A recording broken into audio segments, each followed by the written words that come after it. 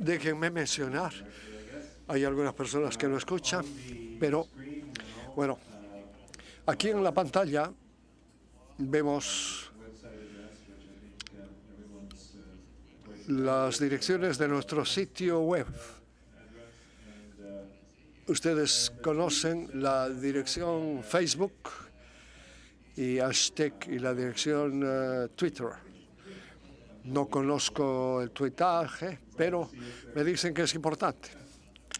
Contento de ver esto aquí.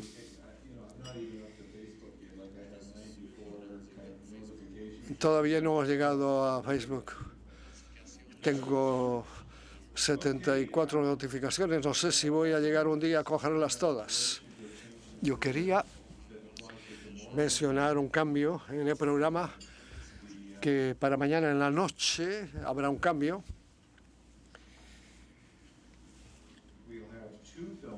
Tenemos dos temas que comenzará a las 8.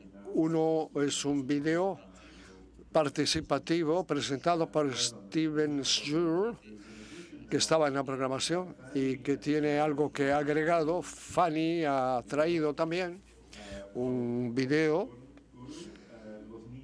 como uno, los niños de la selva, les enfants de la forêt, los niños de la selva.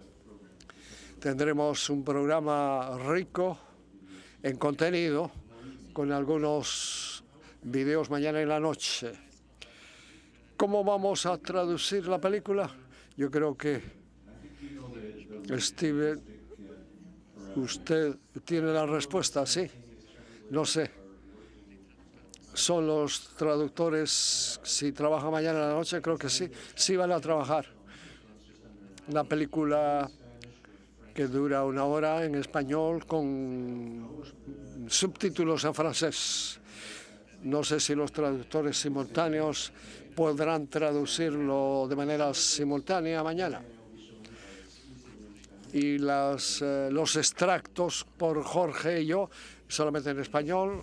Los traductores podrían traducirlos en inglés y en francés. Y también tienen, bueno, ahí no hay subtítulos en ese caso. Tenemos 2 presentaciones esta tarde. El primero de ellos por un equipo de 4 personas de la Nación Cree de Lononji, que trabaja en Longeval, Instituto Cultural Cree, del Instituto Cultural Cree, y que tiene un museo, un instituto cultural impresionante, desarrollado por el Gran Consejo de los Cree, incluyendo la comunidad de Sami y otras comunidades más, en la porción nórdica de lo que los canadienses consideran como el norte de Quebec. En cuanto a los Cree, el Uisti es algo que tiene prominencia. Scott, que trabajaba desde hace algún tiempo y que, bueno, está ahora en un plan de doctorado, es estudiante de doctorado, y que era un estudiante, bueno, y también su colaborador, estudiante en geografía en la Universidad de McGill de Montreal. Un equipo interesante.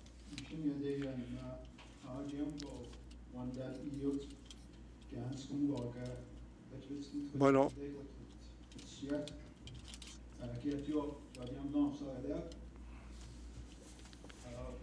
entonces es que voy a traducirles para ustedes, para los traductores. Bueno,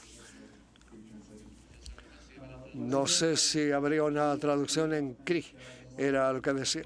Yo quería agradecer al pueblo Wendat de habernos aceptado, de nos aceptó en su territorio. Gracias. Yo quisiera agradecer a Colin y su equipo por la coordinación de este evento, que nos permite de estar aquí, de estar entre nosotros. Voy a dejar a John para que haga su presentación y nosotros seguiremos con nuestras propias presentaciones. Gracias, Sami. Trabajo por el gobierno de la Nación Cree. Soy economista por la Nación Cree y trabajo con la comunidad UNOD para soportar sus esfuerzos, apoyar sus esfuerzos. Vamos a hablar de lo que hacemos, cuáles son las perspectivas. Trabajo en el plan a nivel regional para documentar y para colocar nombres de lugares a nivel local. Vamos a hacerlo así.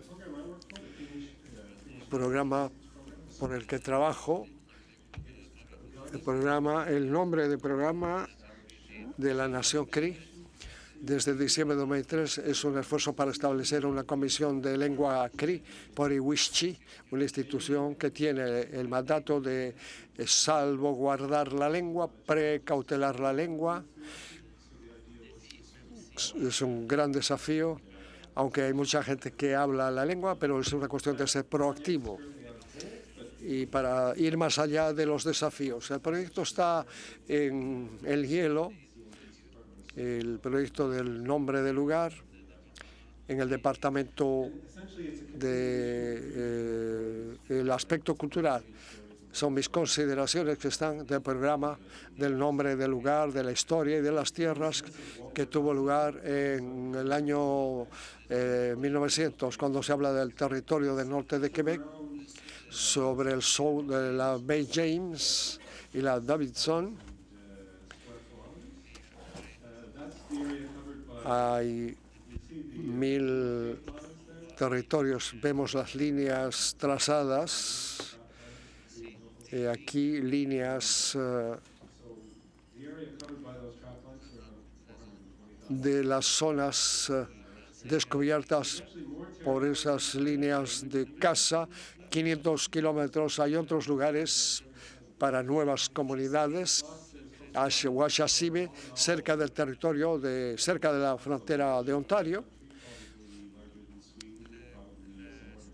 La superficie de un gran país europeo como Suecia y Francia. Es más o menos el equivalente. En cuanto a lo que tiene relación a nuestro plan, tenemos una gran variedad de identidades con comunidades,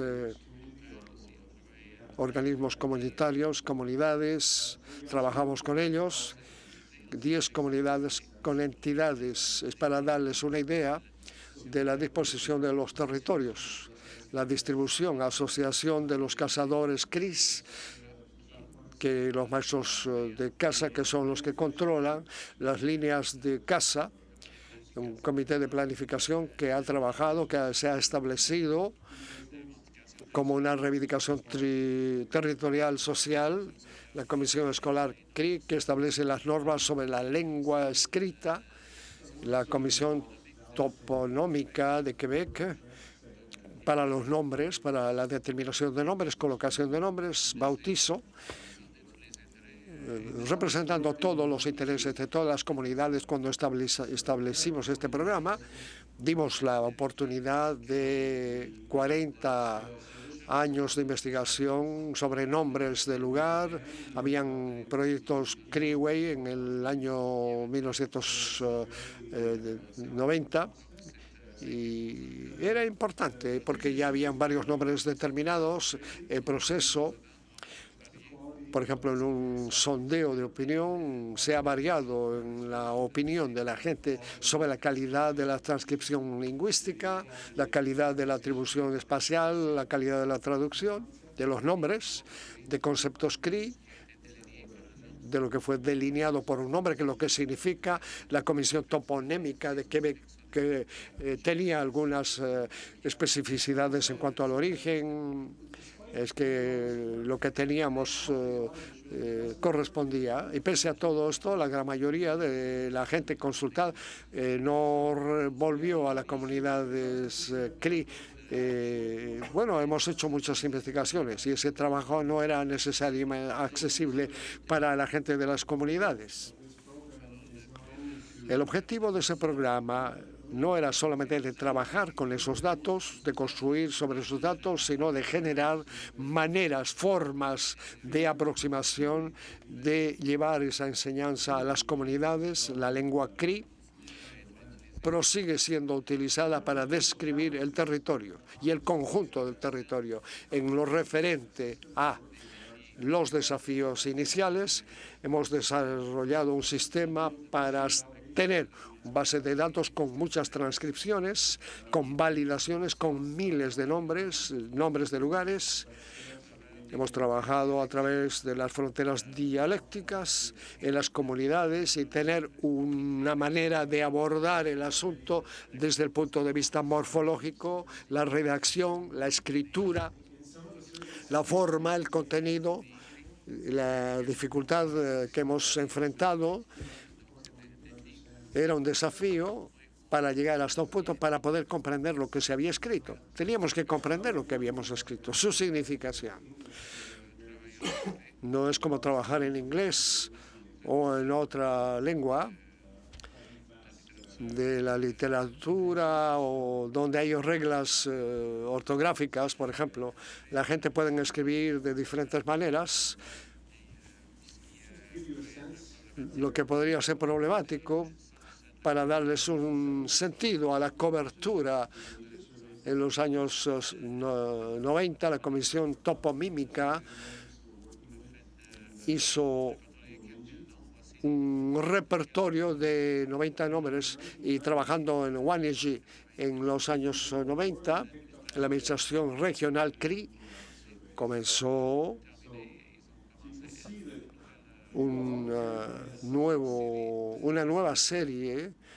iniciaron una nueva serie de trabajos de investigación, de sondeos en las comunidades nórdicas.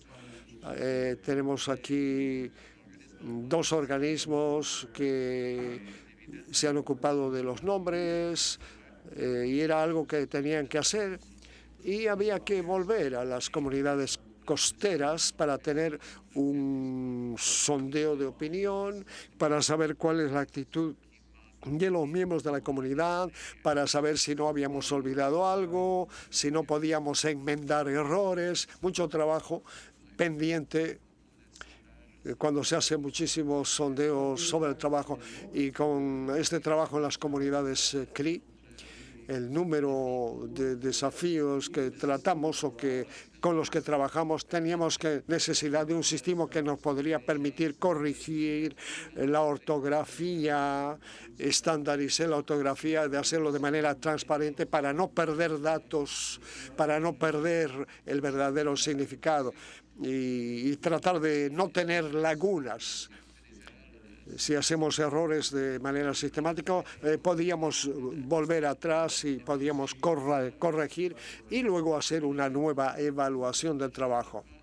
No se cambia solamente la ortografía, la prosodia, sino hay que estandarizar la ortografía original, vemos la palabra original, tratamos de comprender sobre qué base se ha tomado esa manera de escribir, el léxico, el nombre, y con esos datos comparativos, analíticos, de contenido, hemos corregido y es un sistema, hay que establecer un sistema. Si hacemos errores, hay que tener una geometría poligónica para poder referir los nombres, para ver si es una sección de lagos, ríos, si corresponde a la turba. Debe tener una indicación de todas esas cosas en el banco de datos y no dejarlo en suspenso. Y otros datos, muchos otros, que eran ambiguos, que no eran claros y que pueden perder de vista la verdadera significación. Muchas de esas medidas son elecciones que hemos tomado. Hay que ser muy preciso en lo que hacemos. para que nos permita un trabajo más eficaz en la elección de nombres, en la aplicación de nombres, para corregir la prosodia, la ortografía, para tener una mejor estructura de los nombres, para no buscar en 2000 puestos diferentes para corregir.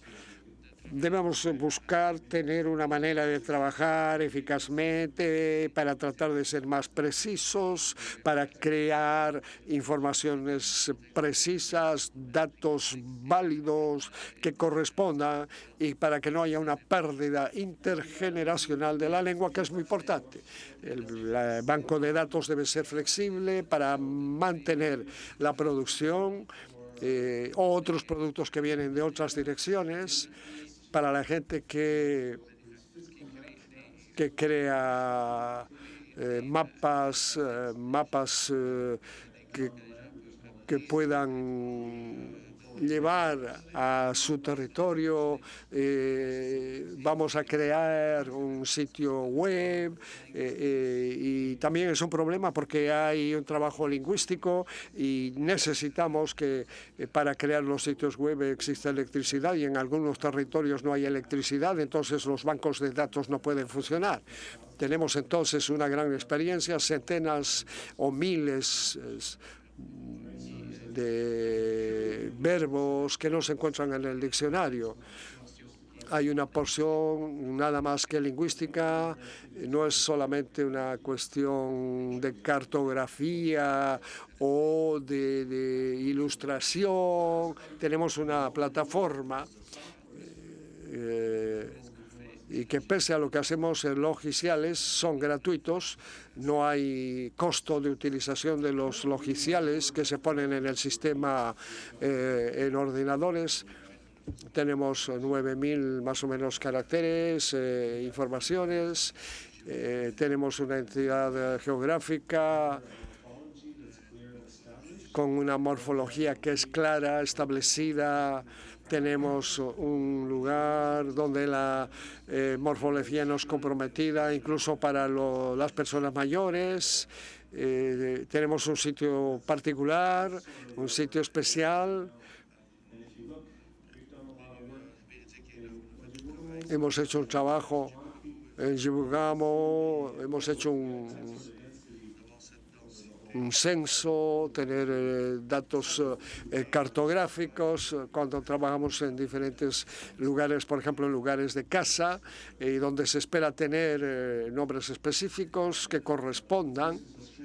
Es un proyecto, aquí vemos imágenes, la cartografía de la base de polígonos. Cuando hablo de polígonos, aquí tenemos los ríos, los lagos que toman un nombre en la base de datos poligómicos y no es un producto sin problemas. Esto se puede reproducir, se puede difundir esta información. Cuando hay un lago y hacemos un círculo en torno de él, esto corresponde a un sistema que se puede reproducir de la manera más exacta posible en la cartografía. Habrán problemas en cuanto a la representatividad de lo que estamos haciendo, pero es mejor que no tener nada. Tenemos esto, pero hay que corregir, modificarlo, mejorarlo, que sea realmente práctico. Y en el mandato se ha incluido en la Comisión de Lenguas nombres oficiales que son nombres de la comunidad. A veces hay nombres mal escritos en inglés, en cri o en francés, o hay la mezcla de esas lenguas que han dado lugar a otros nombres y que a veces no son comprendidos. Los que utilizan esos nombres, como los jóvenes, por ejemplo, en azul aquí tenemos las palabras cri, en los puntos rojos son nombres que no son cri. Si veamos los comités del sur, si buscamos las grandes porciones de Mistassini, de la gran mayoría en esos territorios, no son nombres cris. Cuando los jóvenes quieren mapas que el gobierno utiliza para orientarse, Ellos utilizan mapas que son cubiertos en inglés, en francés, y que no corresponden realmente a lo que se ha trabajado. En cuanto a la pronunciación, generan una dificultad. En cuanto a la comprensión, y esto hace que se pierda la historia, la ecología, el verdadero significado en la lengua de la cultura Cree. En Huascanahui, en Chibungamo, también hemos encontrado jóvenes que no conocen los nombres Cree. Es muy difícil encontrar jóvenes que utilizan o que conocen las palabras o los nombres Cree, y ellos lo utilizan en inglés o en francés, pero que no representan nada, han perdido su verdadera significación.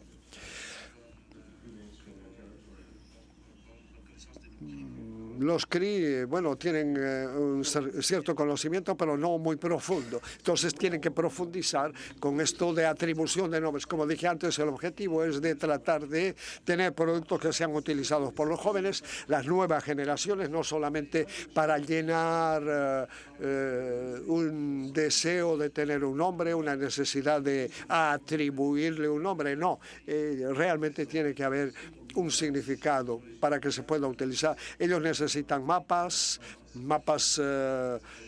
que representen realmente la realidad, el lugar, con nombres Cree, no en inglés y en francés. Ese es el objetivo del programa y eso es lo que hemos comenzado a hacer, a realizar a través del tiempo.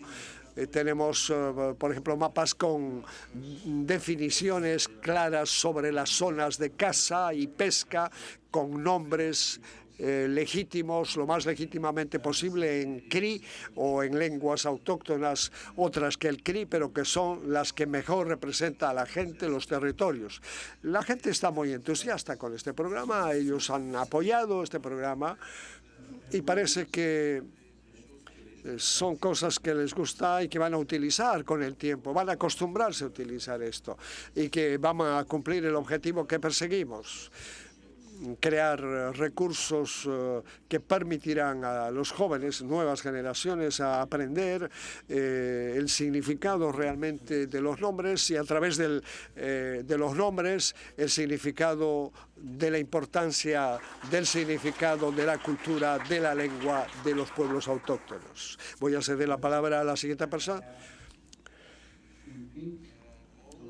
Lo que vemos en rosado no es rosado, es el mapa de la comunidad para identificar las líneas de caza en Wimagee. Hay 20 líneas de caza, 15.000 kilómetros cuadrados. Es equivalente del estado de Hawái. Se habla de un gran territorio, incluyendo un terreno acuoso con ríos. En la comunidad es importante la presencia del agua. Cuando se habla de las familias que son cazadores, que son recolectores de productos naturales, y cuando se siente la presión del gobierno para controlar y poner medidas de control en la región, esto, bueno, como si quisieran continuar con una colonización de manera permanente y que influye mucho en el estándar de vida, en la manera de vivir, en el accionar de la comunidad.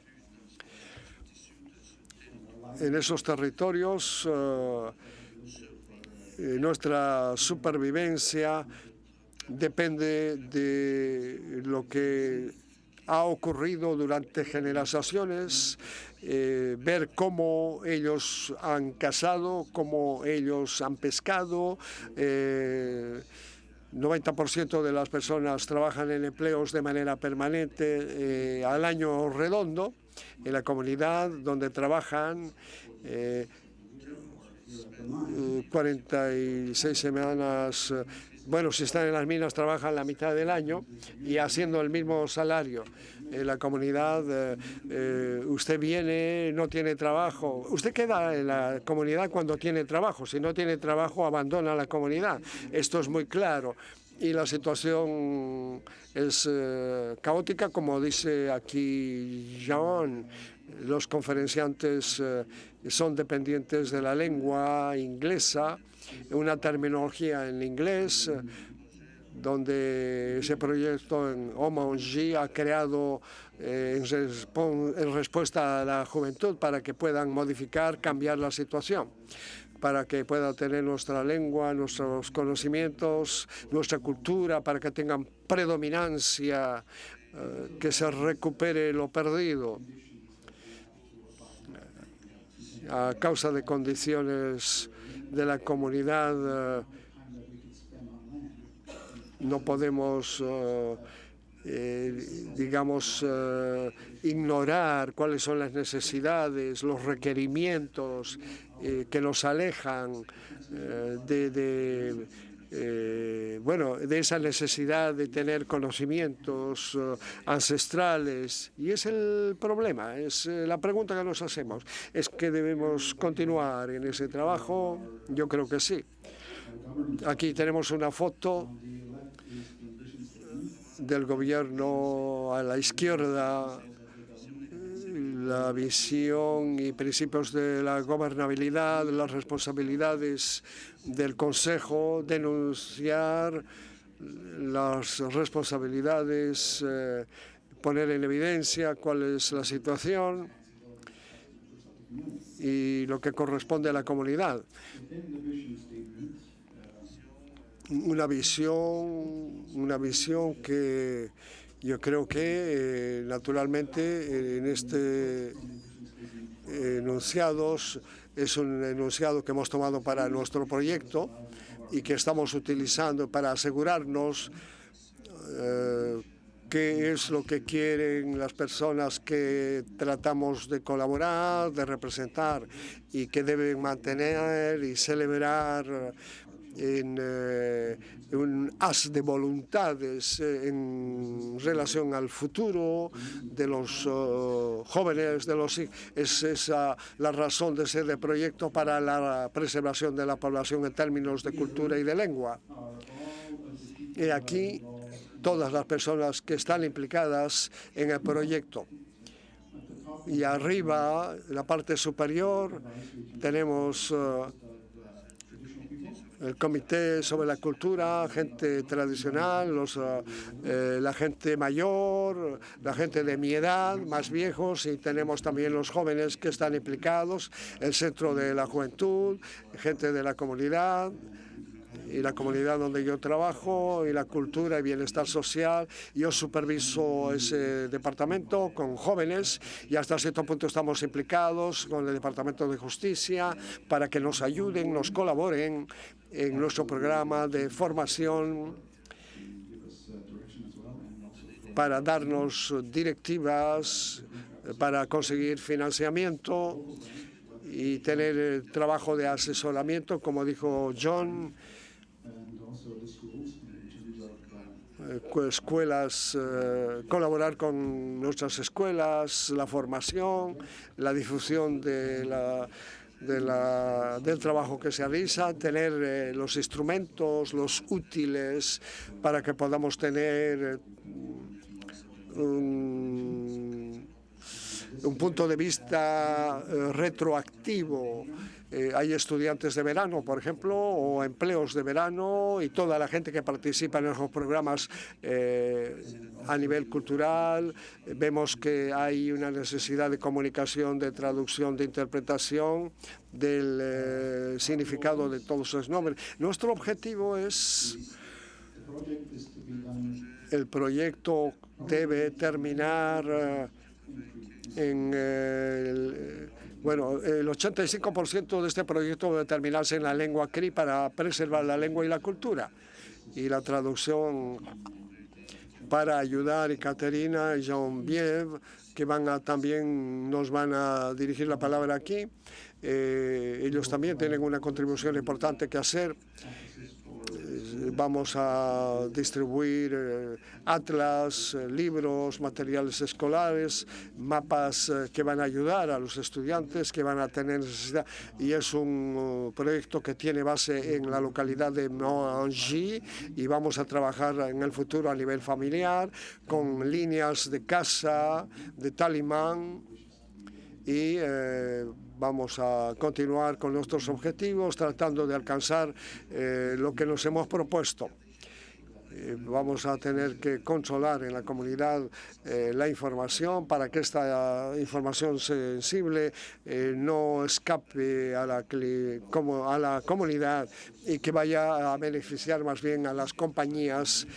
Y debemos hacer una transferencia intergeneracional considerando que la juventud es el seguro de vida en el futuro y la preservación del territorio. I think I skipped some. Yep.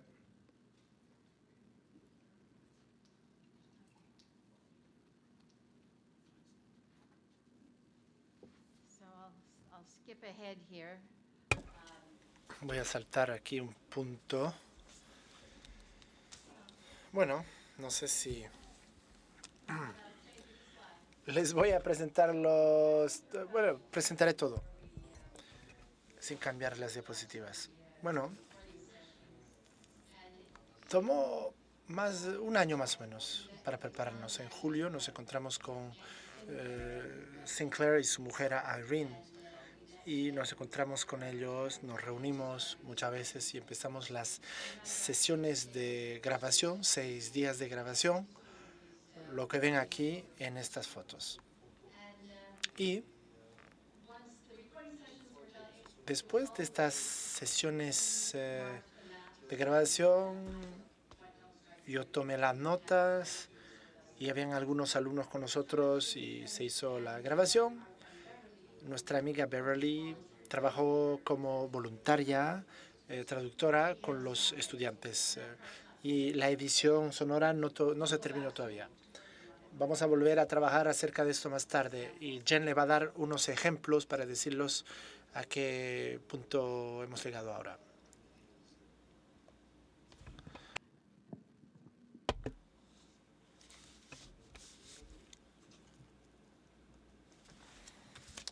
El mapeo. Bueno, este verano hemos sobre todo hablado de el mapeo de la herencia cultural. Mapeo de la herencia cultural.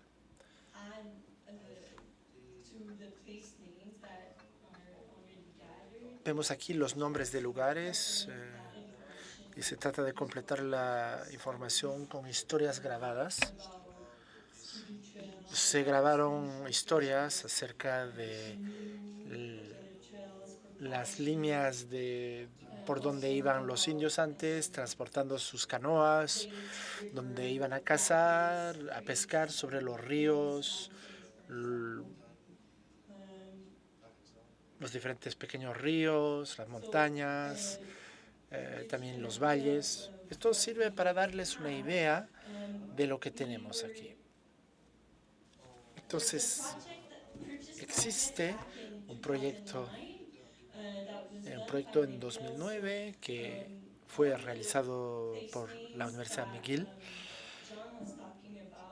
y la idea era de mapear los nombres de sitio. John ya habló de esto.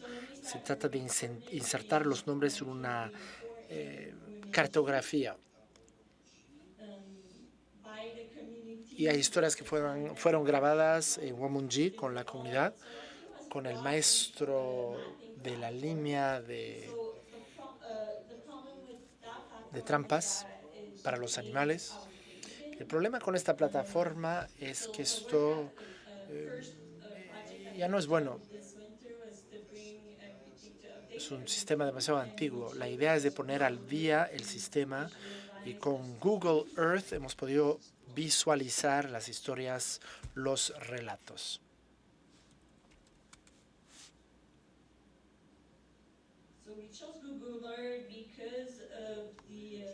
Y hemos escogido Google Earth. ¿Por qué? porque la interfaz es fácil para el usuario, se puede utilizar fácilmente, es un sistema que dura mucho también, el formato es KML. Esto es muy prometedor. Este es el territorio de Womongji.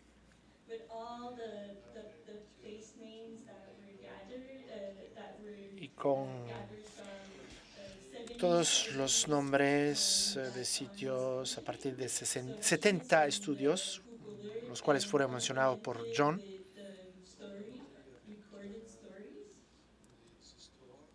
Y con historias también. Vemos aquí un ejemplo.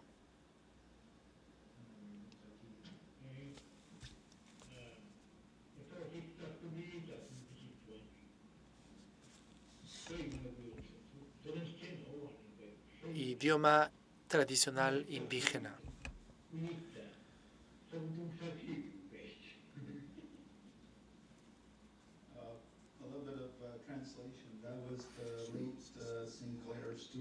Para traducirles, era Sinclair Stewart quien falleció. Le habíamos pedido que nos hable del lago Dog Lake.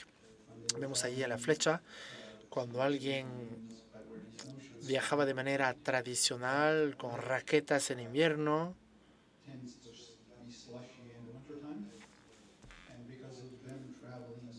pero es un lugar como un pantano y en invierno también es difícil de caminar ahí porque el barro está debajo, ¿no?, de la nieve, y con raquetas aún era difícil caminar ahí. Entonces no sé quién era él en el grupo, pero él dijo que es el lago Perro porque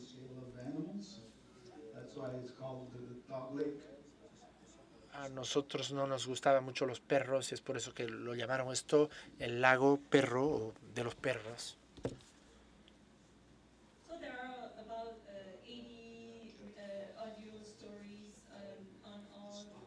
Hay 80 historias sobre el territorio de Womongji. Y aquí vemos este proyecto.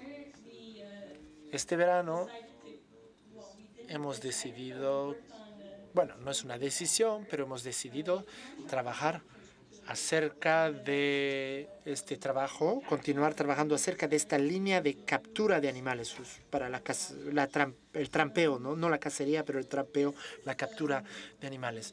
Hemos trabajado todavía, hemos seguido trabajando con este proyecto. Veremos aquí que esto sería una línea de captura de animales. Estamos trabajando acerca de eso. Vemos aquí lo que ya existe, esta línea de captura de animales con trampas. Hemos añadido 130 historias, relatos en la plataforma.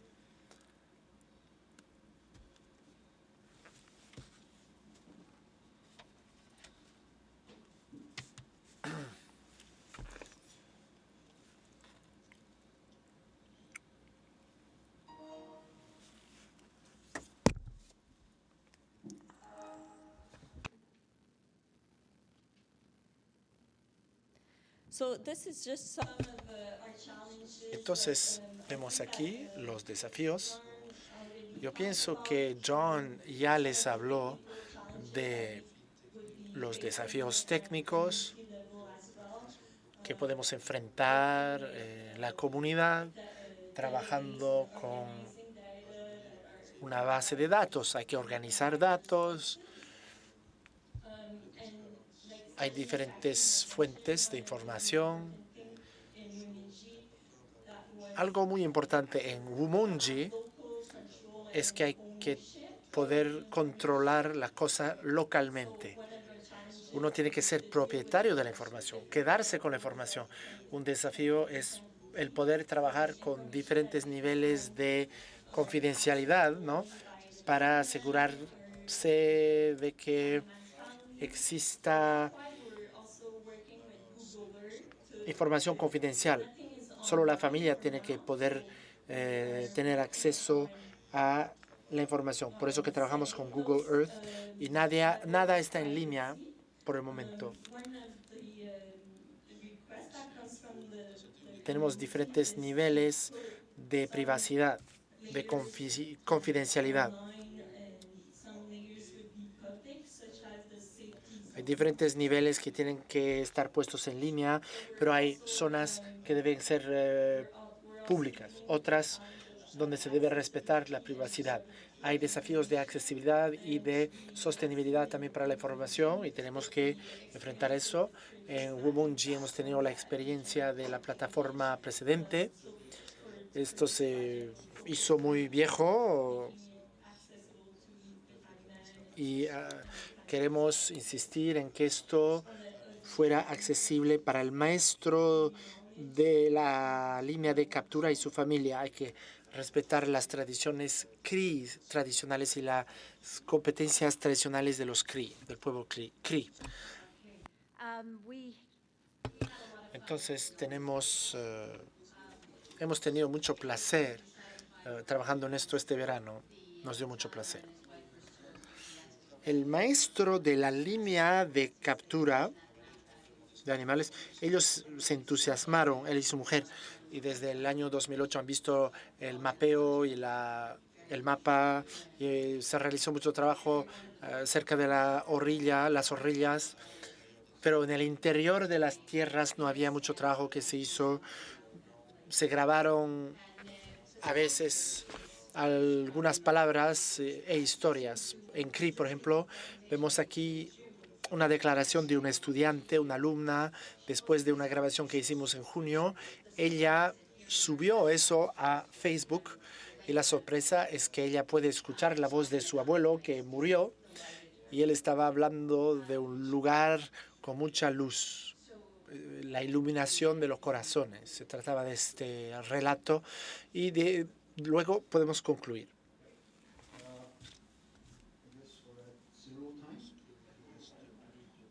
Ya no nos queda más tiempo, entonces voy a tener que ser muy breve. Quería decirles que esta información con la que trabajamos es nuestra base. Y esto va a tener mucho impacto en la comunidad. Esto puede ser utilizado como herramienta para la educación, lo hemos dicho. Se puede utilizar esto también como instrumento, herramienta política. Después de recaudar los datos, si hay negociaciones que deben realizarse en lo que se refiere a un dominio particular, debemos considerar qué podemos hacer con esa información. A veces hay información privada, etcétera, no se puede utilizar, pero hay que saber qué se puede hacer. Yo hubiera querido mencionarlo antes, pero nuestro pueblo, desde siempre, desde el inicio del tiempo, nos enseñó y nosotros aprendíamos escuchando, mirando, experimentando con nuestros maestros, los ancianos. Continuamos en nuestra labor, queremos apoyar a Womunji basándonos en la tradición. Womunji debe vivir, pero vivir una existencia basada en nuestra tradición. El eslogan de nuestra comunidad es Womunji, una comunidad basada en la tradición. ¿Comentarios? ¿Preguntas?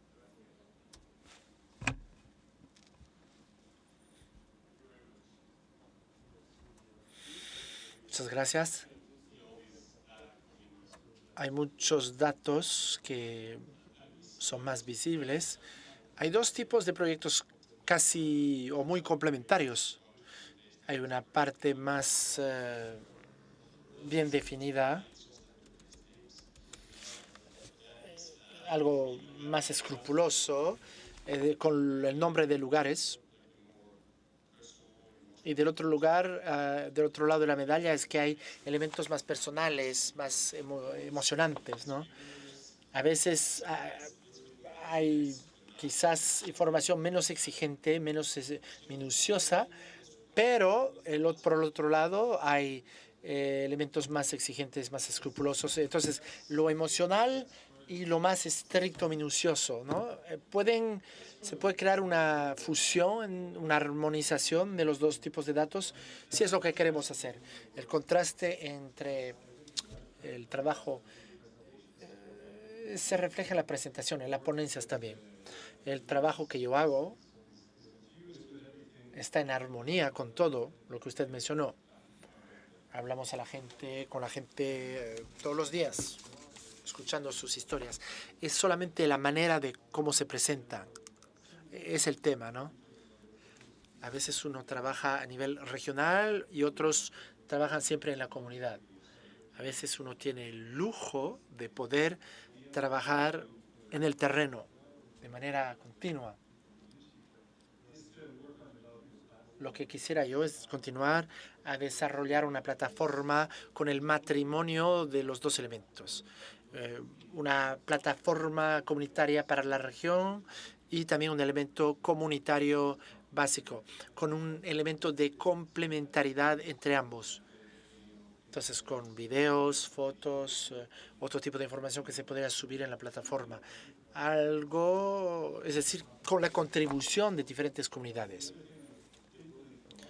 Algo que no fue mencionado es que vemos lo que hay en Ubuminchi, pero hay 9 comunidades y las otras comunidades, o la mayoría, no tienen programas así. Entonces, no todas las comunidades están al mismo nivel como Ubuminchi. Sería importante desarrollar una plataforma así para que sirva de ejemplo, desarrollando metodología para las otras comunidades, para motivarlas, para que hagan la misma cosa. A veces uno puede encontrar un nivel de motivación, pero tampoco hay recursos para hacerlo, ¿no? Es la próxima etapa, de hecho, y no sé si se podría decir algo más. Yo trabajé con John en Uamingi. Estaba observando lo que él hacía y estaba observando las respuestas. Y sé que si empezamos a trabajar con su mapa o mapeo, con entrevistas más largas, tendríamos una experiencia más rica, mejor. Porque ahora tenemos una base, los nombres de las localidades, y además podríamos contar con esa colaboración, esa manera diferente de trabajar en armonía entre nosotros. Sería algo muy productivo para el futuro, basándonos en la base de nombres de las localidades. ¿Alguien más? Peter.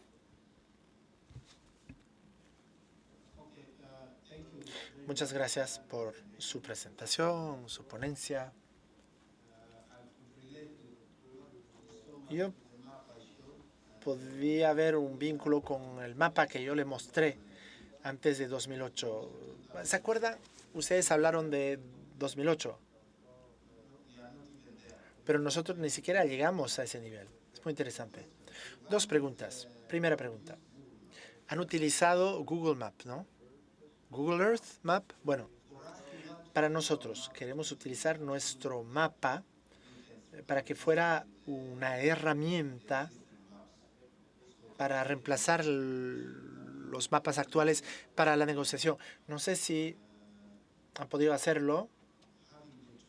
Han podido tener los dos. Es decir, tener ambos. ¿Podrían ustedes quizás tener los nombres de las localidades, pero puestos en un mapa normal, estándar? Segundo punto.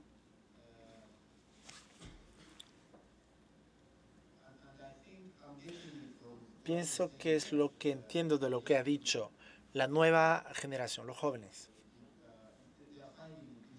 Es difícil para ellos. Han utilizado los nombres verdaderos de las localidades, pero son nombres de bautismo, ¿no? De bautizo, perdón. Tienen una estrategia para hacer que estos nombres... Bueno, lo que quiero decirles es que la gente habla de lo que ve. Ellos hablan de los nombres actuales. Para, no sé, montañas, escuelas, hay nombres. Los nombres están escritos en algún sitio. tiene una estrategia para reemplazar esos nombres, en vez de que estos nombres estén por todas partes, en mapas, en Google Earth, para que los jóvenes empiecen a relacionarse cuando vean un mapa, ¿no? Que puedan crear una relación entre los nombres y la localidad. Quiere decir que algo físico y en relación con la localidad, sí, hay problemas de recursos, pero se pueden poner carteles, no sé, lugares, anuncios a lo largo del tiempo, ¿no? Cerca de las carreteras, etcétera. Es algo que se discute, ¿no? Para la mayoría del territorio, son territorios muy lejanos. El acceso no es fácil. Entonces, la escala del tamaño hace que todo esto es muy difícil hacerlo. Aunque poner letreros y todo eso, claro, pero no sé, quizás ellos podrían hacerlo en su territorio. Para la negociación, nosotros queremos hacer esto, es decir, procurar la capacidad digital para que ellos puedan hacer el mapeo, para que no tengan que hacer lo que nosotros hemos tenido que hacer. Nosotros podemos darles los nombres y ellos pueden insertar esos nombres en sus bases de datos, en sus mapas, porque nosotros ya hicimos la base. Esa base puede servir a la gente, ¿no? que administra, por ejemplo, las líneas de captura de animales, etcétera. Genevieve ahora va a hablarles del lago aquí. Ven aquí a la derecha, aquí a la derecha. Ahí. Este lago, no sé si lo ven, aquí. Aquí a la derecha ven una línea arriba y abajo.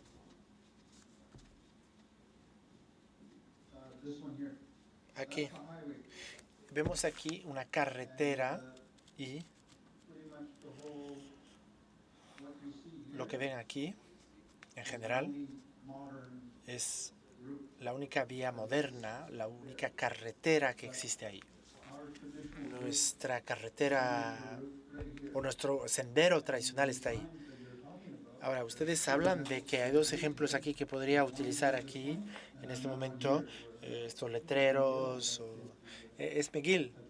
Ellos han creado un letrero con una fotografía dicha romana a la derecha. Upmishkash, no sé si lo ven ahí, está escrito Upmishkash aquí. Upmishka aquí, del otro lado. Son los dos únicos ejemplos que yo conozco. Los otros están en la comunidad, donde dice Chupichi. Bueno, es la única vez que yo vi eso.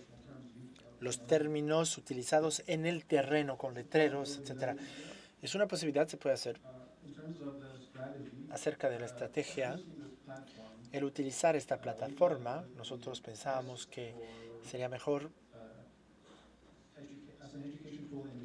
tener una herramienta educativa en la comunidad sin tener que salir del terreno, porque cuesta caro ir al terreno.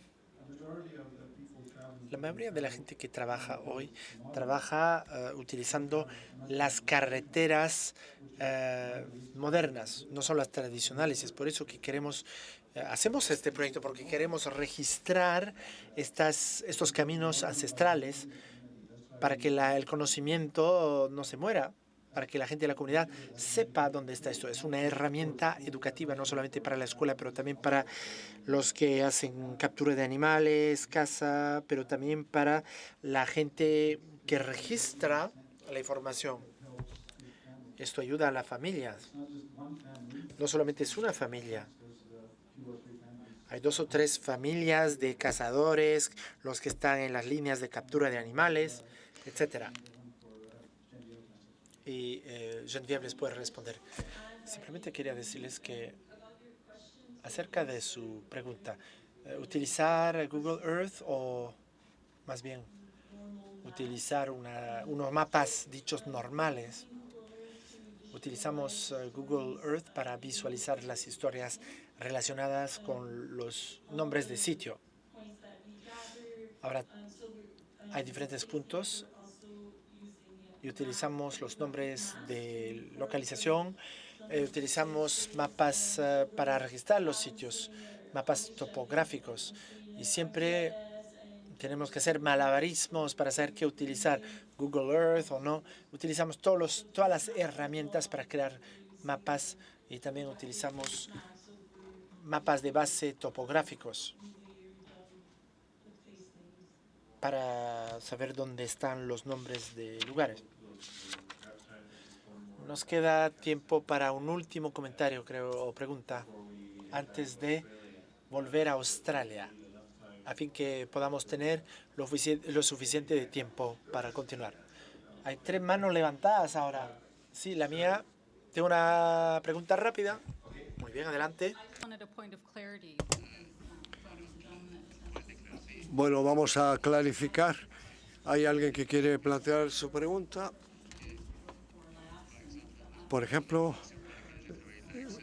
la compañía... la primera nación Exxon, por la que he trabajado en la isla Valdés, querían volver a su original nombre, querían cambiarle nombre para nombrar el territorio de otra manera en su propia lengua, en vez de tomar el nombre utilizado por el gobierno del Canadá. Es una parte de ese proyecto y es para asegurar que ese término sea utilizado en la comunidad, sea utilizado cuando se discute sobre el territorio, la significación. Esto puede reforzar la lengua hasta cierto punto. Para el reconocimiento oficial, el nombre Cree ha sido adoptado en el territorio y debe dársele la importancia necesaria. El acuerdo fue negociado para el reconocimiento de los nombres Cree y sobre todo en las islas costeras, miles de nombres, y la Comisión Topomímica, un organismo que tiene mucho más personal. Aunque hubieran querido hacer modificaciones, esto tiene que ir paulatinamente para tener una mayor visibilidad, porque es un trabajo largo, complicado y hay que tener un poco de paciencia.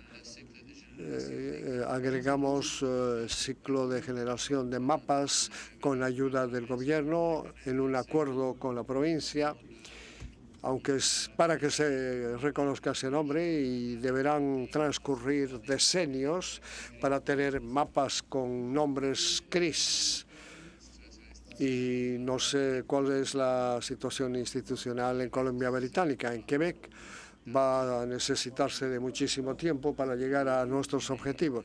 No solamente nosotros, sino los Inuit que adoptaron la misma estrategia, y que ellos van a tener que copiar nuestros propios recursos o utilizar nuestros recursos para jugar a largo plazo con la provincia, para implantar naturalmente estos nuevos términos, nuevos nombres. Estoy de acuerdo para este tipo de abordar el problema, y que habrán acuerdos eventuales para tener una respuesta clara a esa pregunta que se planteó hace 500 años de historia en Quebec, 500 años de imposición. Hay que salir de ese cascarón para reivindicar nuestros derechos y hacerlos aplicar y adoptar correctamente. Vamos a dar la palabra a Derek. Tenemos la cuestión de hora. Nos va a dejar 45 minutos para la presentación de lo que queda, 15 minutos para, digamos, ir luego a la cena. Si todos están de acuerdo, pues podemos proceder de esta manera. Vamos a utilizar más tiempo, un comentario. La Comisión de Toponimia de Quebec es una pequeña institución. Yo hablo de Google Earth.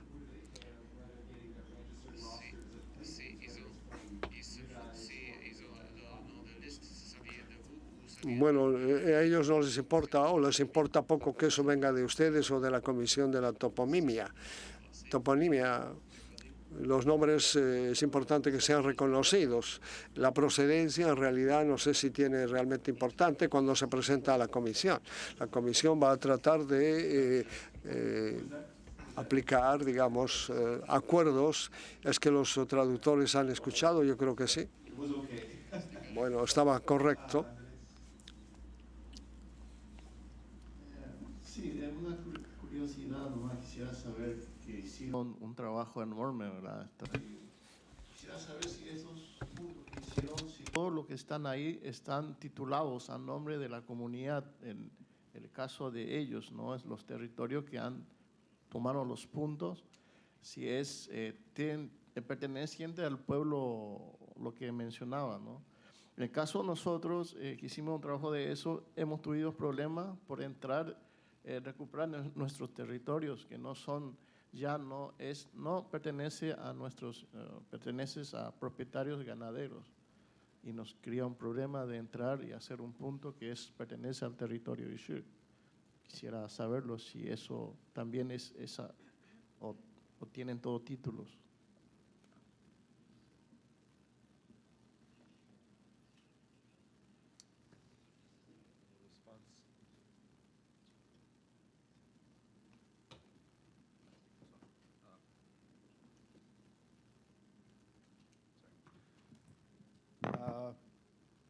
Legally, I don't think I'm the person to answer surrender.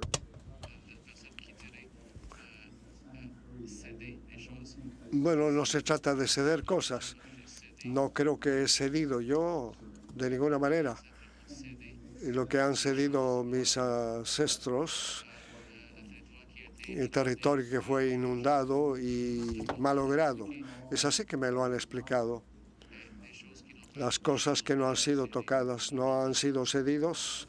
Entonces, en ese sentido, yo no voy a ceder en cuanto a la posición del gobierno o lo que el gobierno quisiera presentar. Y que el territorio hemos cedido totalmente, no.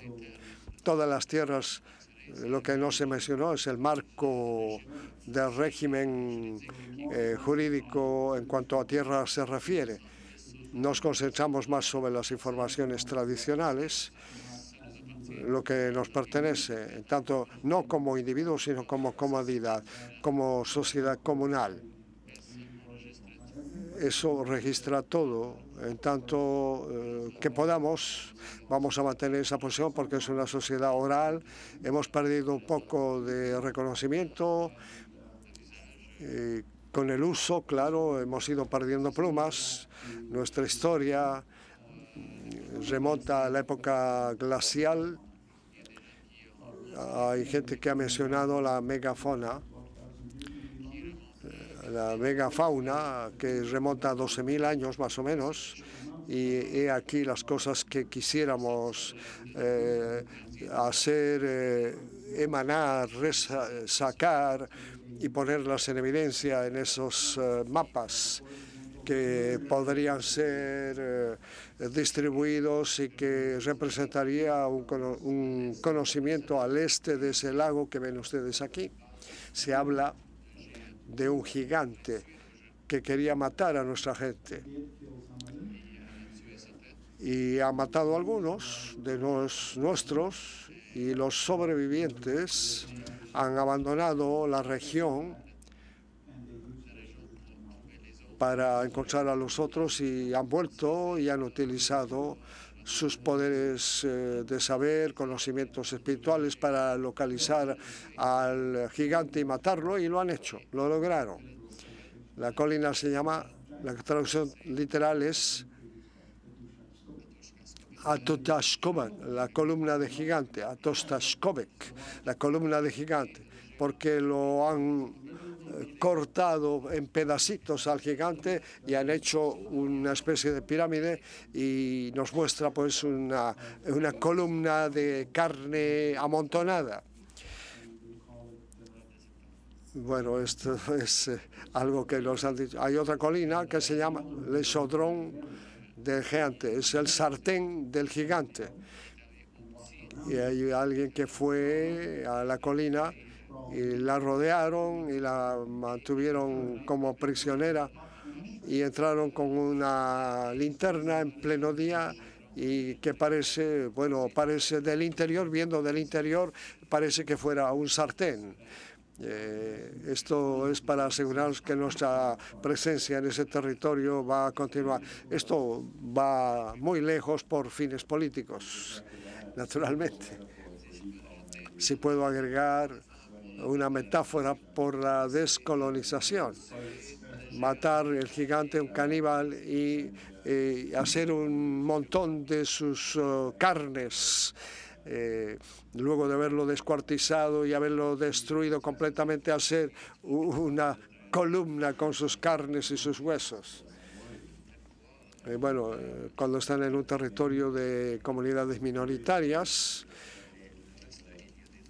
vemos que hay leyes o acuerdos firmados en 1975 y para los CRIs y para otros vemos que no han cedido nada en esos acuerdos, no han otorgado nada.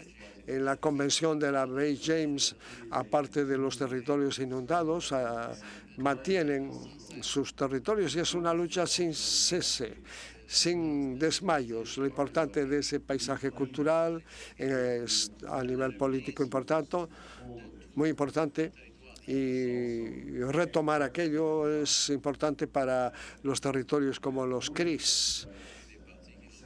Hay partes que no han tenido derechos de propiedad aceptados por el gobierno, que se llaman los derechos gubernamentales, que los CRI han alcanzado con acuerdos algo complejo que no tenemos el tiempo de elaborar ahora para explicarles de la importancia, pero podemos volver en otras reuniones posteriores.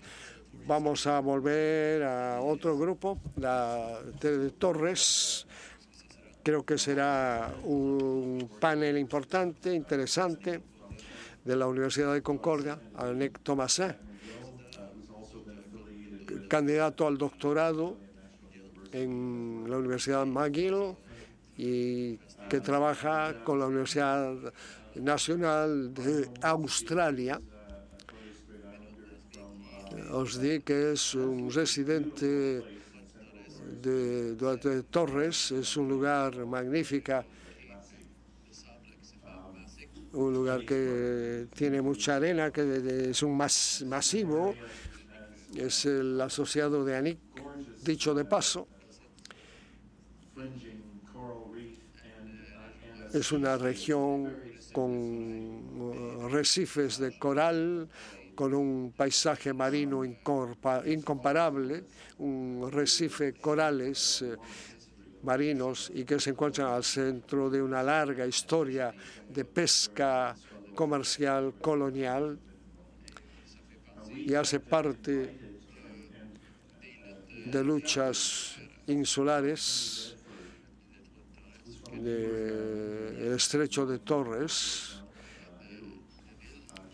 que viene de una isla próxima que hacía parte de la administración del estrecho de Torres, que administra la economía gubernamental de ese estrecho que hemos perdido en el proceso electoral. Ha sido elegido o reelegido en el Consejo y han convocado una reunión que estaba en conflicto con nuestra reunión de Kimi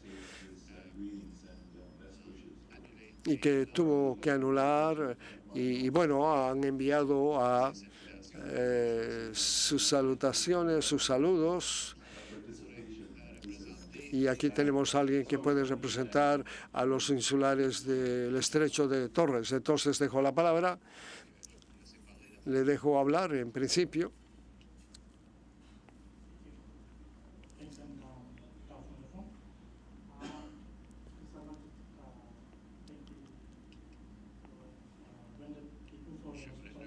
Me quisiera agradecer al pueblo Wendat por la hospitalidad de permitirles representar a los insulares del estrecho de Torres. El estrecho de Torres es un grupo de australianos indígenas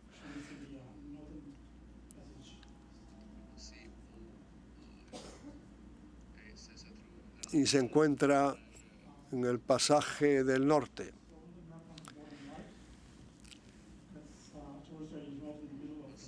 También el estrecho de Torres, que está en el norte-este de Australia,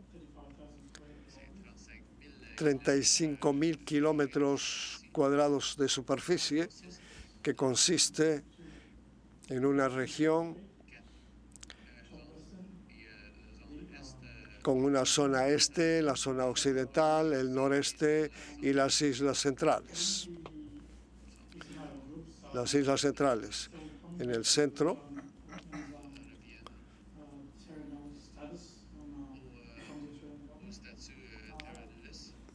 de acuerdo al estatuto territorial,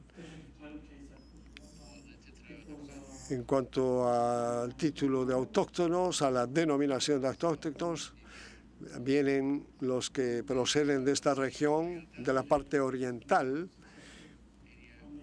donde hay muchas reivindicaciones territoriales, reivindicaciones de títulos presentadas por los indígenas del estrecho de Torres.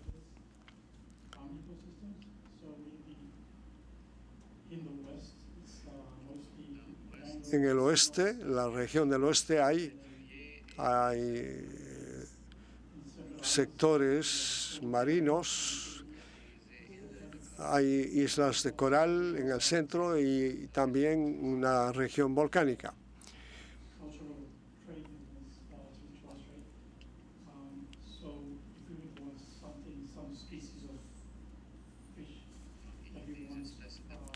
Tenemos especies variadas de peces en el oeste y podría haber un intercambio con esas regiones, con esas islas de productos por las especies comerciales. Hay, por ejemplo, peces, pescados, hay tortugas y muchas otras especies. Y que, bueno, podríamos decir muchísimas otras cosas. Hay turismo también que se desarrolla de más en más y voy a darle la palabra a Nick ahora.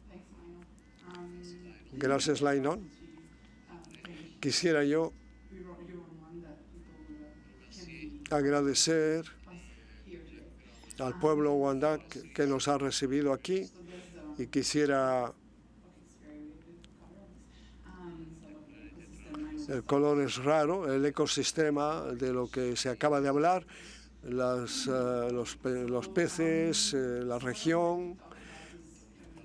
Yo hablaré de lo que hace parte de mi doctorado, que se concentra sobre la cogestión de la pesca en el estrecho de Torres. Trato de ver si la estructura de cogestión va a burocratizar la isla o la isla va a hacer que la burocracia sea más insular. Voy a presentar solamente un aspecto correspondiente a mi doctorado, el estrecho de Torres, la gestión, los recursos marinos. Es administrado por la Administración de Zonas Protegidas. en 1984 por el Tratado de Torres, del Estrecho de Torres, que no es necesariamente un tratado entre los insulares del Estrecho y Australia, sino más bien con la independencia entre la Australia y los que traducen eso en la carta que aparece como una disposición. No vemos el nombre de las islas aquí. Hay una región que se llama Masik, que no podemos ver aquí en el territorio.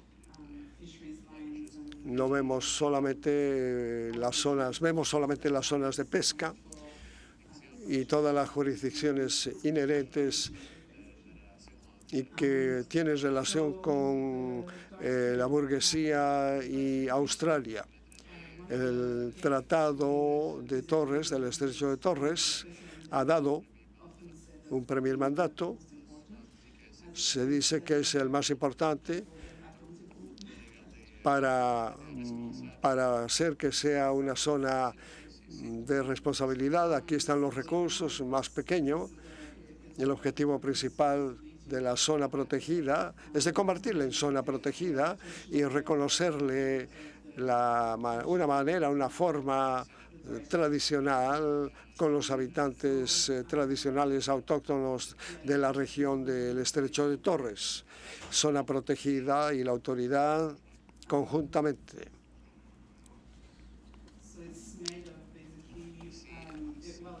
Aquí vemos los componentes desde 1984 y 2002, una estructura clásica establecida,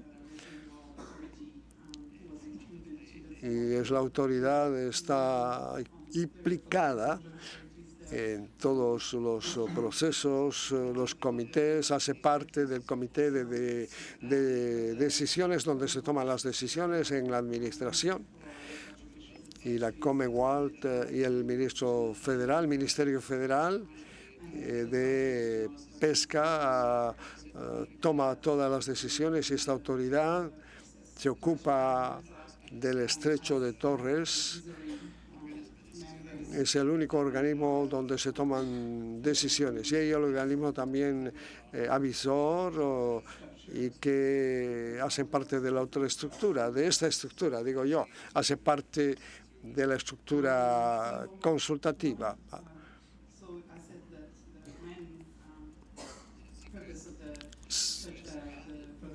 El objetivo principal de la autoridad es de proteger la manera de vivir de los insulares y tiene el objetivo de proteger y administrar el medio ambiente marítimo y de facilitar un mensaje sostenible de los recursos del Estrecho de Torres.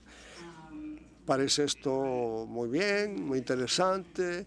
Ese mandato parece bastante bien, pero es muy contradictorio según la manera de ver la situación en el Tratado del Estrecho de Torres,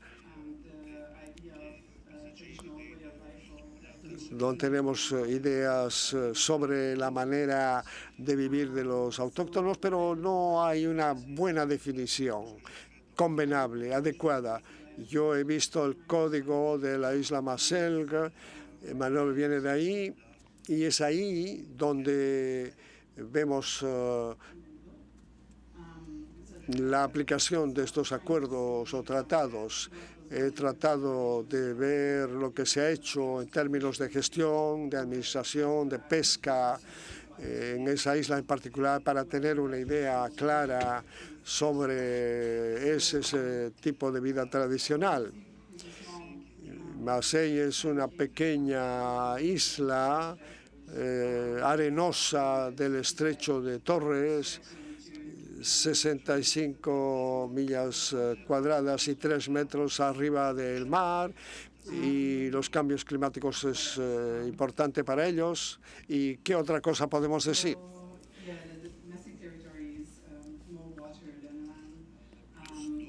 Tenemos más agua que territorio terrestre, 12 islas en la parte oscura aquí, un territorio marino que hace parte del sector marino, que es de más o menos 1.580 kilómetros cuadrados, 950 veces más grande que el territorio Masé. Entonces, ustedes pueden ver que son islas que hay que comprender que el mar está cubierta de nombres, ven aquí. Así que los habitantes están aquí, viven de la pesca, que utilizan pequeños botes. Les muestro esto para que tengan una idea de lo que se hace, de lo que pasa, de lo que ocurre, de modo de subsistencia tradicional de la pesca a la mano, con redes.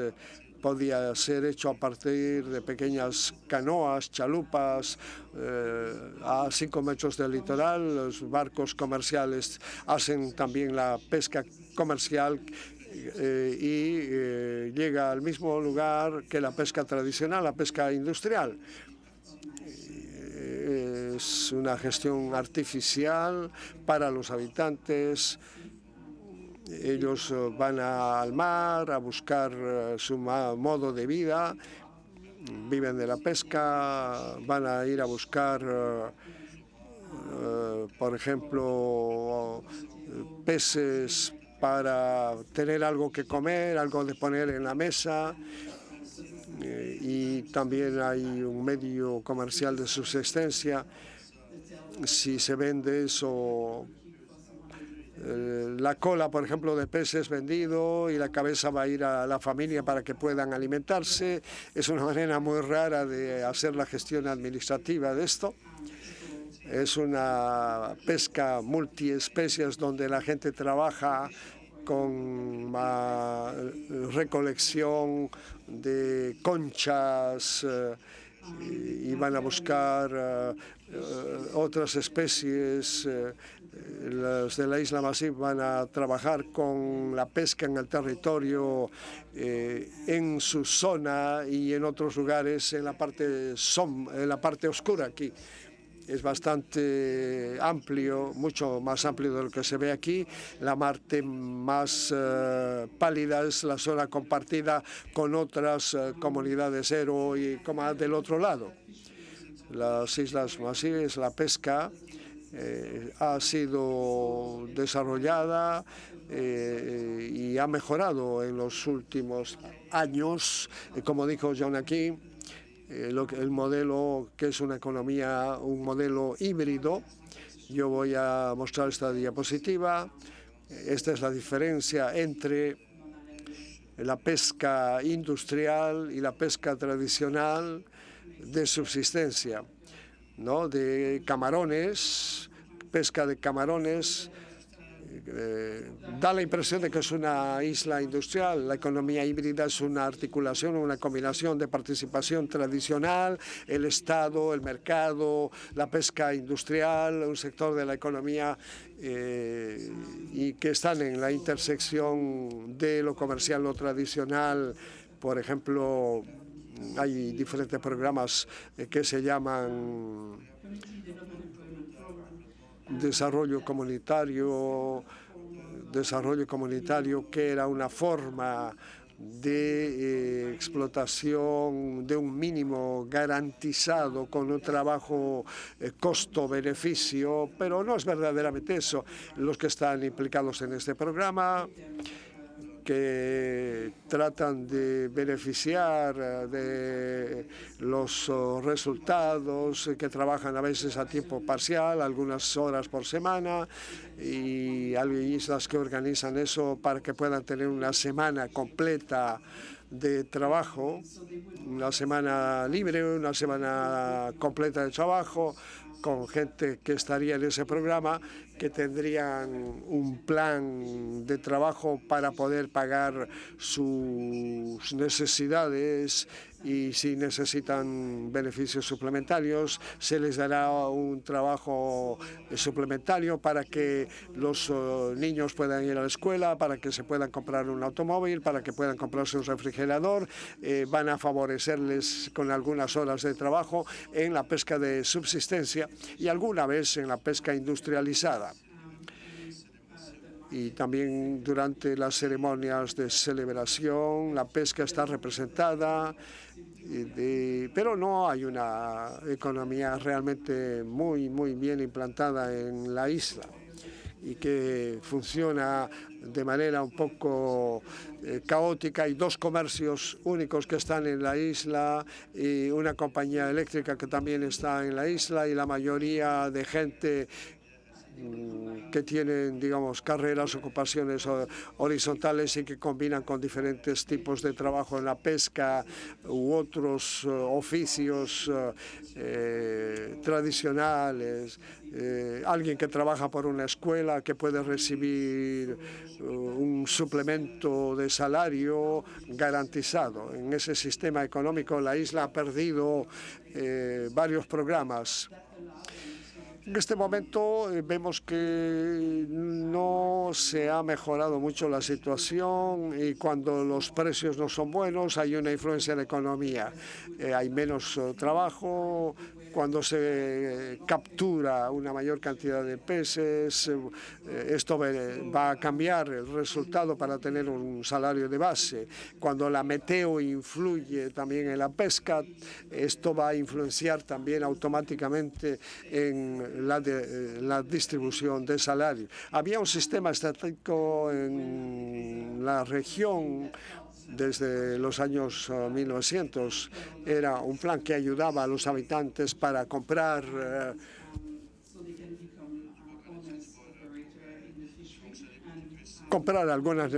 algunos elementos que necesitan para ir a la pesca, para trabajar en un periodo de tiempo que les permita asegurarse el resto del año, y para que puedan comprarse un pequeño barco para viajar, para ir a la pesca tradicional, para divertirse con miembros de la familia, utilizar todo eso de manera que corresponda a su manera de vida.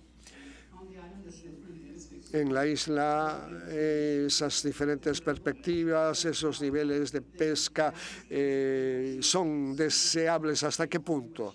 Se toma solamente lo que necesitan. Entonces, algunos quisieran ver más actividad, más grandes barcos, que vengan mayor número de barcos industriales para poder tener un mejor salario, un mejor sistema de vida y tratar de pescar más. Esto está basado sobre ciertas aspiraciones y también ciertas ideas de acumulación excesiva de riqueza. Y bueno, la mayoría en general no piensa de esta manera, pero hay algunos que piensan en el lucro, una economía híbrida con aspiraciones de los habitantes, maneras de vivir diferentes según su proyecto, sus intereses, sus valores. Voy a tratar de ir más rápidamente, si ustedes me lo permiten. Entonces no era simplemente una falta de oportunidad en el terreno, ¿no? Cuando volvemos para hablar del nivel de manejo conjunto en la autoridad, se trata mucho de una utilización óptima de los recursos. Entonces vemos que hay gente que no pesca, según otros serían conservacionistas en algunos casos, pero en este caso se trata de subpesca, una no una buena utilización de los recursos. Bien, hay el principio que conocemos, la gente quiere siempre desarrollar, no importan los impactos, pero hay otro punto de vista, es que la economía deberá respetar el medio ambiente, ¿no? Es su manera de vivir, tú tienes que respetar eso. Pero también hay el manejo conjunto. Y a veces, bueno, debe saberse a quién pertenece el mar o no, pero depende, ¿no? En 2013 hubo un reclamo y ganamos, llegamos a la victoria en cuanto a esa reclamación, pero fueron los estados que decidieron qué es lo que tenía que hacerse acerca de los recursos. Los estados dieron un control total de los recursos. Hubo un caso donde Finfish en 2008 fueron compradas, ahora tienen un 100% de la pesca total de Finfish. Y a pesar de eso, los habitantes de la isla se les ha pedido que reduzcan su cuota lo más posible para que puedan construirse reservas para la pesca. Bueno, debo parar aquí. Bien, ya he terminado. ¿Está bien? Entonces, hay un conflicto real. Si la protección del modelo de vida tradicional es importante, y uno se plantea la pregunta, ¿por qué entonces no empiezan a tratar de entender ese modelo de vida? ¿Por qué entonces no empiezan a soportar, ayudar a ese modelo para que los habitantes puedan controlar, monitorear sus recursos? Y esto tiene que ser considerado en los modelos económicos. Muy bien, le voy a dar el micrófono a mi colega. A usted le toca, voy a saltar algunas diapositivas. Thanks. It's wonderful to be the final speaker of a long day, but anyway, here goes. What I want to do is really cover just some ongoing research in Torres Strait that I think connects with the cicada agenda. And I want to begin with some of the work Colin and I have been involved in Arup. Arup is in the eastern Torres Strait, and it's where Kenny's from, Kenny Bedford, who wasn't able to be here. Pero entonces hay un proyecto aquí del cual les voy a hablar. Voy a hablar de esto muy rápidamente. El primero está relacionado con, disculpen, con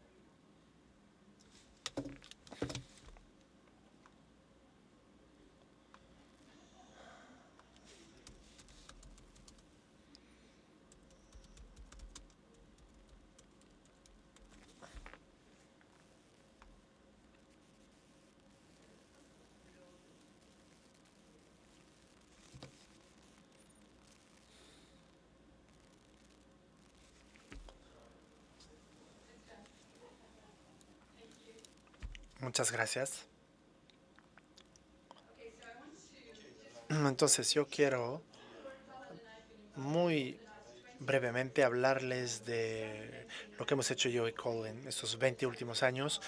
Hemos documentado las reclamaciones territoriales en el territorio Colin, etcétera, está implicada ahí también. Y hay otras áreas, mucho más que Arup, pero pueden ver aquí el trabajo.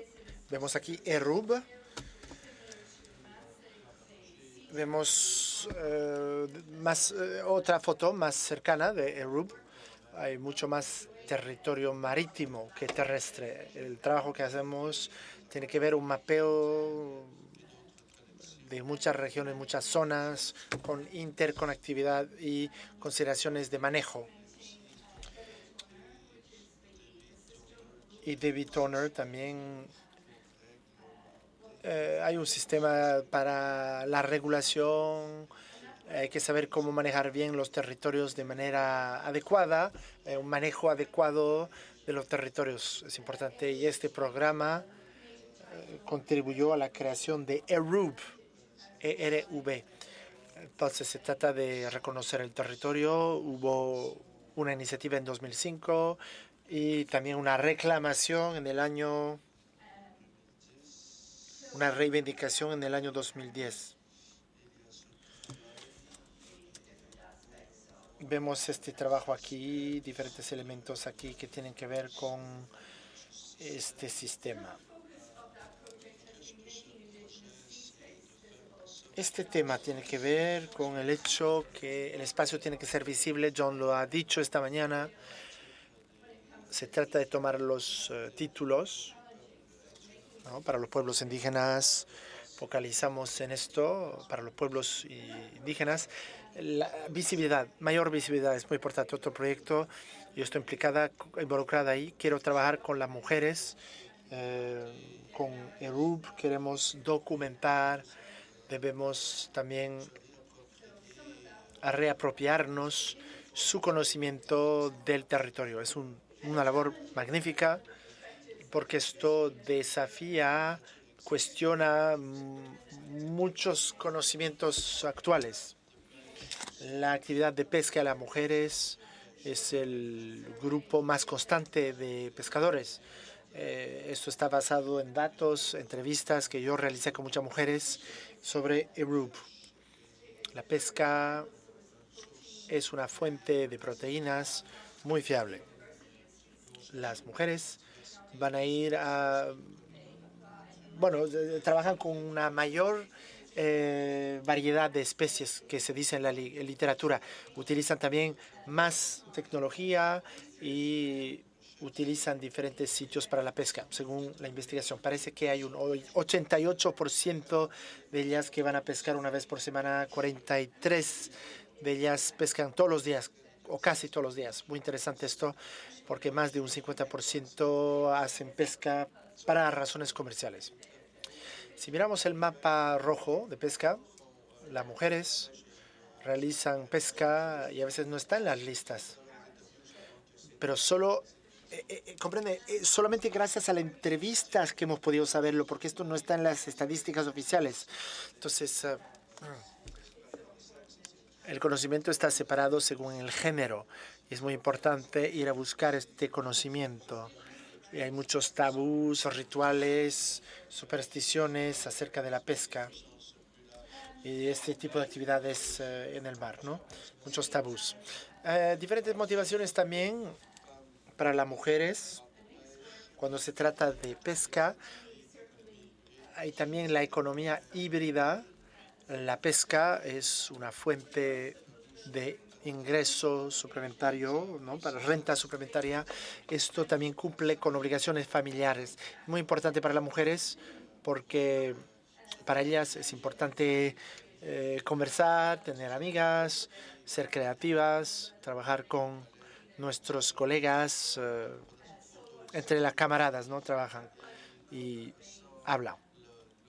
Vemos aquí la foto. Ellas hablan del agua salada que está en sus venas. Les encanta el mar. La idea es que realmente es una manera de sacar provecho de la actividad, pero es mucho más que pesca para las mujeres. El mar es un lugar de aprendizaje, de sanación, es un sitio espiritual, social, un lugar de reencuentro donde una puede recordarse de lo más importante. Es como un hogar. Colin y yo hemos hecho nuestro trabajo desde los años 80 y hay diferentes tipos de barcos, los pequeños y los más grandes. Hay diferencias entre el discurso federal para los gestionarios de las pescas y los cazadores, los quienes recogen la fruta pequeña. Anila Lancet, perdón, una de mis alumnas, estudiantes, trabajó mucho acerca de esto. Jan Badu también con su tesis que va a defender el mes próximo. Hablamos de un trabajo aquí que está enfocado en los valores, las motivaciones para los habitantes, cómo ellos entraron en conflicto con los valores relativos a la productividad máxima, con cuotas de producción, etc. Entonces, hemos estudiado la pesca y ahora tenemos pautas sobre cómo la economía puede ser híbrida también. Anik lo ha dicho, hay diferentes proyectos de vida, proyectos colectivos, comunitarios y también individuales. Yo hablé de los dos. Otro proyecto, yo hablé de ambos. Penúltima diapositiva, ya estamos llegando al final de mi presentación. Estrategia marina, documento para la conservación. Aquí vemos a la derecha como yo me involucré inicialmente en el año 92, la primera coordinadora de estrategia marítima o marina. con diferentes versiones de la estrategia. Una estrategia de conservación marina, la más reciente fue publicada hace algunas semanas, solamente es una estrategia para la gestión terrestre y también de 2016 hasta el año 2036. Vemos que hay una estrategia aquí para el estrecho y les hablé de la estrategia de conservación CRI. Vemos los enunciados que surgen de todo esto. Es muy importante para nosotros de considerar la protección ambiental, de considerar la extensión, el alcance de todo esto. Hay que saber cómo contemplar la protección ambiental, el desarrollo económico, la visión local, las aspiraciones, de ver cómo todo está vinculado y cómo entra en el marco de los discursos.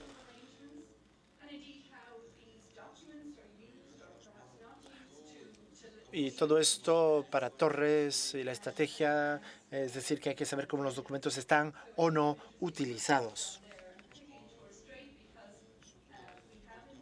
Sobre todo para el estrecho de Torres, estos procedimientos son muy importantes. Ahora, la gestión de la tierra y del mar.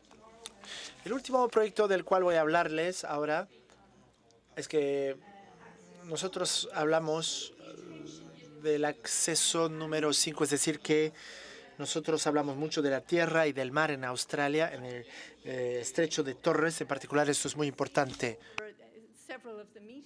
Hemos visto, gracias a diferentes reuniones que el grupo Secada realizó, hay grupos como Kikatla, los CRIs también, ellos están trabajando mucho para colmar la brecha entre la tierra, el mar, crear una interfaz entre ambos. Hay las tradiciones marítimas, terrestres, y es muy importante colmar la brecha entre las dos realidades.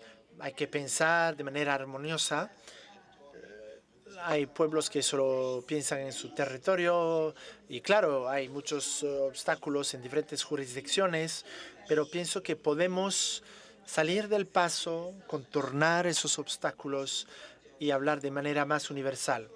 Ahora, la tierra y el mar son considerados de manera diferente. Ahora, gracias al tema del estrecho de Torres, vemos que puede existir una interfaz entre la tierra y el mar, lo terrestre y lo marítimo. Y mañana lo vamos a profundizar, debo parar aquí. Mañana hablaremos más de esto. Muchas gracias.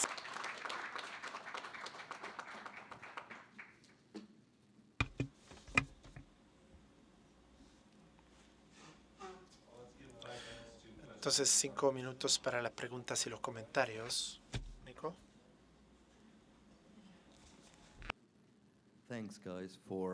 Muchas gracias, amigos, por su presentación, sus ponencias. Tengo un problema aquí, una pregunta más bien. ¿Cuál es su definición de economía híbrida? ¿Puede decirme cuál es su definición de esa economía híbrida? Yo no lo entiendo. Yo escuché gente hablar de economía mixta también. Quiero saber cuál es su perspectiva. Quisiera después decirles si estoy de acuerdo o no, o si más bien les desafiaré acerca de sus visiones.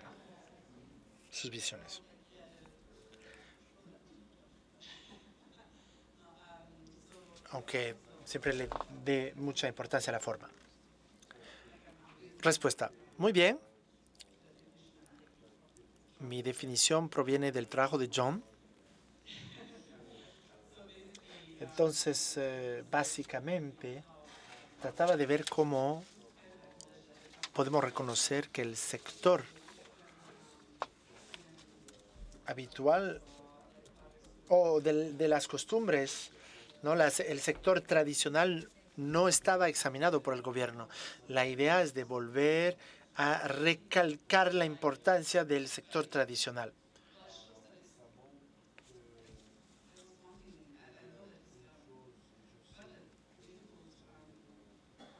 Es un concepto muy difícil definirlo porque se puede interpretar de diferentes maneras.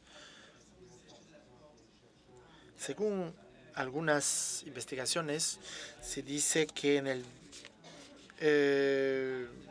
se utiliza una economía híbrida todavía en el estrecho, ¿no?, de Torres. Entonces,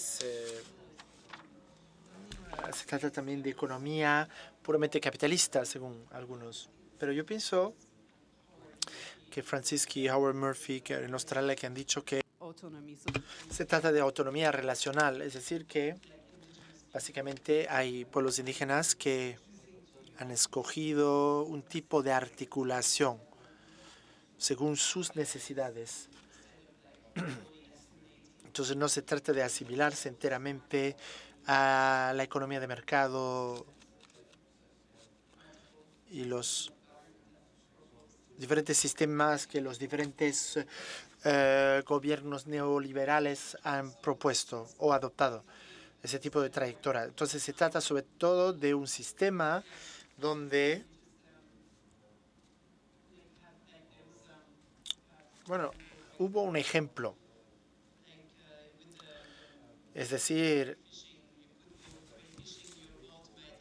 si usted va a pescar, quizás el barco lo ha comprado según los pagos del gobierno y dinero que usted ha acumulado a lo largo del tiempo.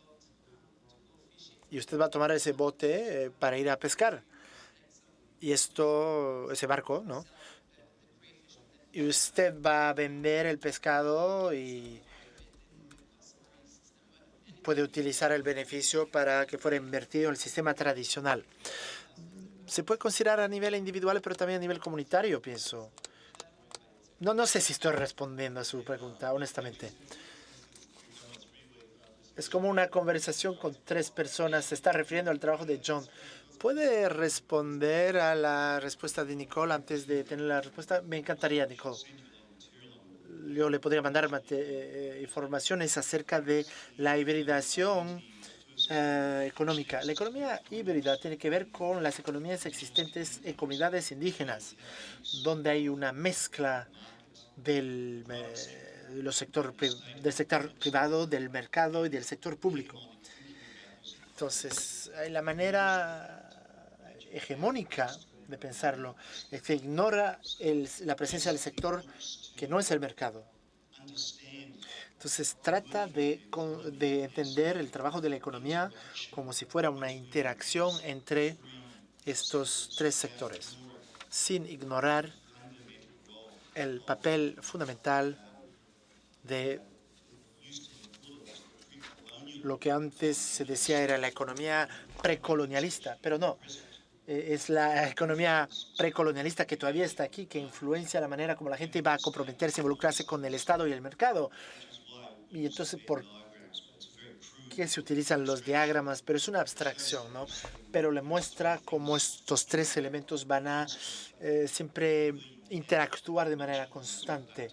Y es ahí donde se ve dónde está el trabajo más productivo. Es cuando hay una intersección de los 3 sectores.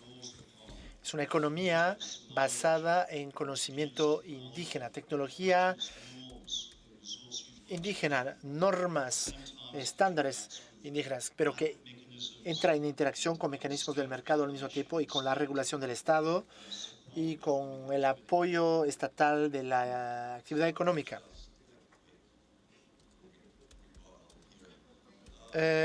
Quisiera responder a eso rápidamente. ¿Puede darme un ejemplo de una economía pura? Porque yo solo puedo ver economías híbridas, aún en la economía actual, según su definición, y estoy de acuerdo con esa definición. Nuestra economía es una economía híbrida, según yo lo considero, porque el trabajo no pertenece a una economía de mercado, ni siquiera al sector privado. Estoy de acuerdo con usted, la economía híbrida está por todas partes. Pero en el mundo indígena, pienso que lo tradicional puede ser aún más significativo en lo que se considera una manera de vivir. Ahora trabajamos en el sector doméstico, como se dice, sobre todo acerca del sustento. La economía híbrida está por todas partes. Son diferentes características de la economía actual que deben ser consideradas. La naturaleza, el índole del trabajo, que no está valorizado según el mercado, pero que da valor al mercado, sin embargo, en términos de valoración. ¿Otra pregunta? Sí, sí. Yo estaba simplemente considerando un elemento aquí. Quería simplemente hablar de un comentario aquí. Dos elementos aquí. Las especies icónicas, marina, tortugas, etc. Usted no ha dicho que es algo que está muy bien focalizado en Australia, en el estrecho. A veces es injusto porque se considera que es la caza de los que viven en la isla que impacta negativamente la sobrevivencia de estas especies. ¿Puede dar un comentario ahí? Ustedes han hablado de las reivindicaciones acerca de las tortugas, pero no ha hablado de la posición de los Aikiva en la corte, ante la corte. Ahora, los habitantes de la isla del estrecho tienen derechos no exclusivos acerca de la especie. Es como la tortuga de Yugong. ¿Acaso Akiba permite a los habitantes de la isla que puedan realizar actividades comerciales acerca de estas tortugas? ¿Se puede o no? No. ¿Y por qué no? Ni sé si le entendí, pero bueno.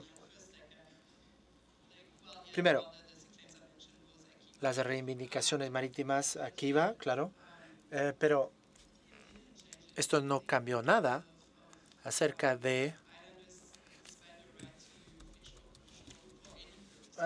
los derechos de los que viven en las islas, acerca de las actividades comerciales. Los isleños deben comprar permisos para la pesca comercial y la compran del gobierno. Ahora,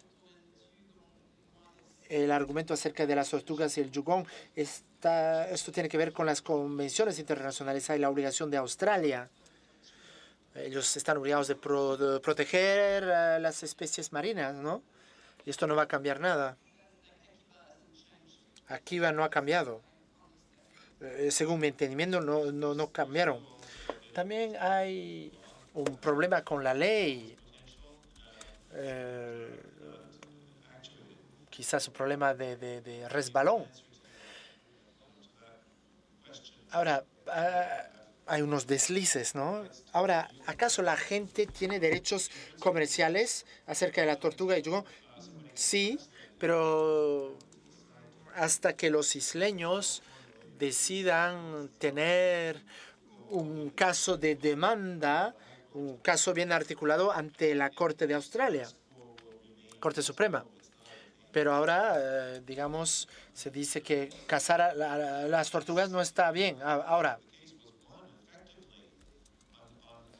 pero ganaron el caso acerca de las tortugas verdes y unas conchas, ¿no? Algo que estaba siendo comercializado antes de que puedan imponer la soberanía, antes de que los británicos imponieron las prerrogativas de regulación. Ahora, dugong no es significativo en el estrecho del este, pero para las actividades ceremoniales hay preocupaciones acerca de la disponibilidad actual cuando se trata de un valor de comercialización, sobre todo a causa del recalentamiento planetario. Entonces hay mucho interés acerca de la conservación.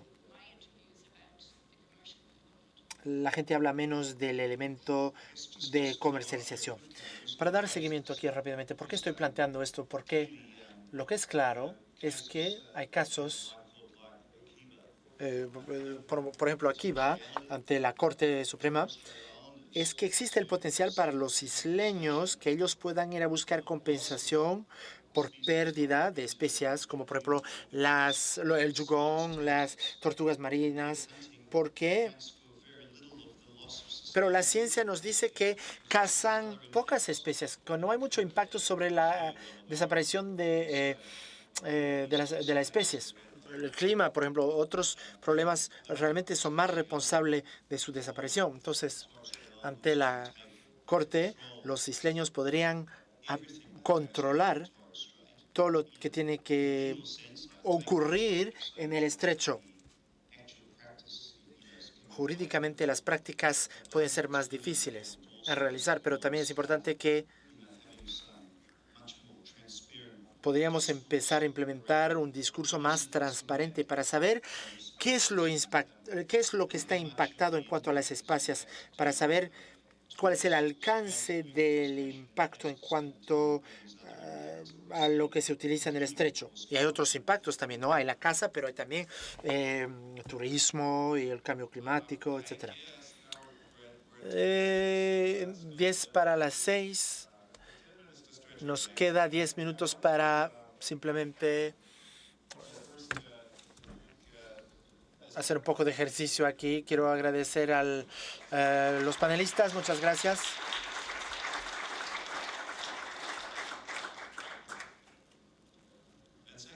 Vamos a poder pronto estirar las piernas, pero queremos agradecer a los panelistas y volvemos a empezar a las 8.